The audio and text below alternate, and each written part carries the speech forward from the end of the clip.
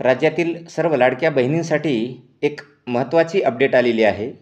महाराष्ट्र शासनाने आज एक नवीन जी.आर. काढला असून अनेक दिवसांपासून लाडक्या बहिणी वाट पाहत असलेल्या 13व्या हप्त्यांसाठी सरकारने रकमेची तरतूद केल्याचा नवीन जी.आर. आज 30 जुलै रोजी काढला आहे. त्यामुळे राज्यातील सर्व निकषपात्र लाडक्या बहिणींना 13वा हप्ता आता लगेच मिळणार आहे. तर मग हा जी.आर. काय आहे ते आपण पाहू.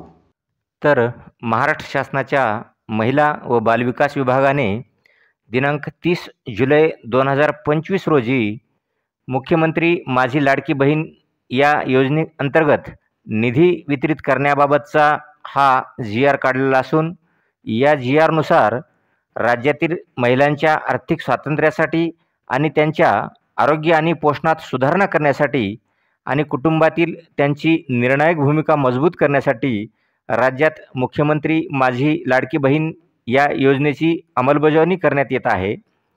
सदर योजनेअंतर्गत पात्र कालावधी दरम्यान राज्यातील 21 ते 65 या वर्ष वयोगटातील प्रत्येक पात्र विवाहित, विधवा, घटस्फोटित, परित्यक्त्या आणि निराधार महिला तसेच त्या कुटुंबातील केवळ एक अविवाहित महिलेला तिच्या स्वतःच्या आधार संलग्न बँक खात्यात थेट लाभ हस्तांतरणाद्वारे म्हणजे DBTद्वारे दरमहा 1500 रुपये इतकी रक्कम देण्यात येते. सन 2025-26 या आर्थिक वर्षात मुख्यमंत्री माझी लाडकी बहीण या योजनेच्या मागणी सहाय्यक अनुदान या उद्दिष्टाखाली करण्यात आलेल्या 28,290 कोटी इतक्या अर्थसंकल्पीय तरतुदीमधून 2,984 कोटी इतका निधी पात्र लाभार्थ्यांच्या आधार संलग्न बँक खात्यात थेट लाभ हस्तांतरणाद्वारे अदा करण्याच्या अनुषंगाने वितरित करण्याची बाब शासनाच्या विचाराधीन होती.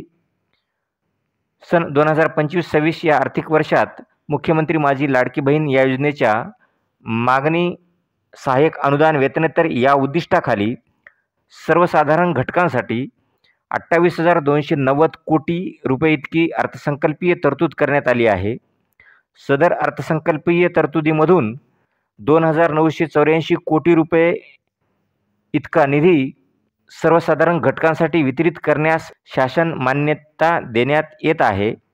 सदर अनुदान हे सशर्त अनुदान आहे. सदर योजनेवरील खर्चासाठी उपसचिव महिला व बालविकास विभाग मंत्रालय मुंबई हे नियंत्रण अधिकारी तसेच कक्ष अधिकारी महिला व बालविकास विभाग मंत्रालय मुंबई हे आहरण व संवितरण अधिकारी राहतील.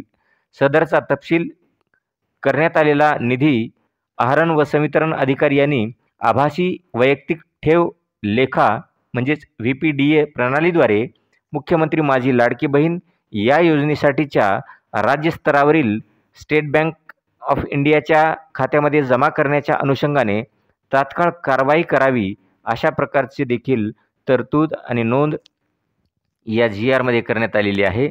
सदर योजनेअंतर्गत पात्र लाभार्थी महिलांच्या आधार संलग्न बँक खात्यात थेट लाभ हस्तांतरणाद्वारे म्हणजेच डायरेक्ट बेनिफिट ट्रान्सफर DBTद्वारे आर्थिक लाभ अदा करण्यासाठी सदरचा निधी खर्च करण्यात यावा.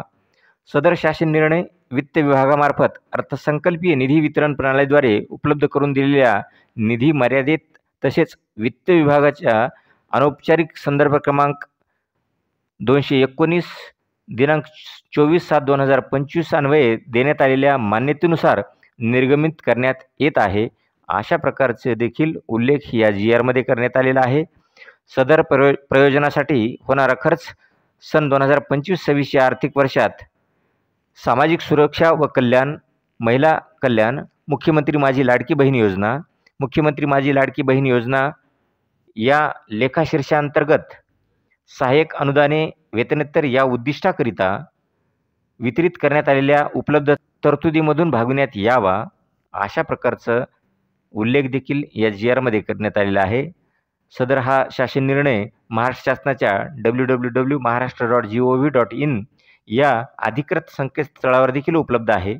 तर या शासन निर्णयानुसार सर्व लाडक्या बहिणींना आज 30 जुलै रोजी शासनाने काढलेल्या या नवीन जी.आर.मुळे 13वा हप्ता मिळण्याचा मार्ग मोकळा झाला आहे.